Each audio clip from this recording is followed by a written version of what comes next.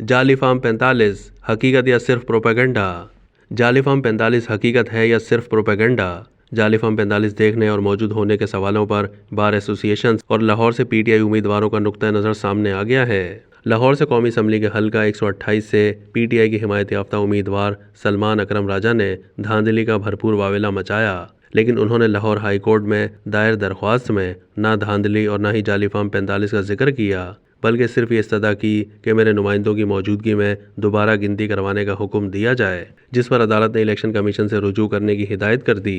हल्का एन 122 से पीटीआई के कामयाब लतीफ़ खोसा के बेटे खुर्रम लतीफ़ खोसा ने कहा है कि हमारे हल्के में एक भी जाली फार्म 45 जारी नहीं हुआ, न ही यहाँ कोई धांधली हुई है। सदर Lahore high court bar association Ishtiaq Ali Khan और सदर लाहौर बार एसोसिएशन मुनीर हुसैन भट्टी ने कहा है कि हमने कोई जाली फार्म 45 नहीं देखा। सोशल मीडिया पर कुछ फॉर्म 45 ऐसे ज़रूर जारी हुए हैं जिन पर बज़ाहिर प्रिजाइडिंग ऑफिसर्स के दस्तखत या अंगूठे नहीं पाए गए, ताहम ऐसे फॉर्म हमारे पास नहीं हैं।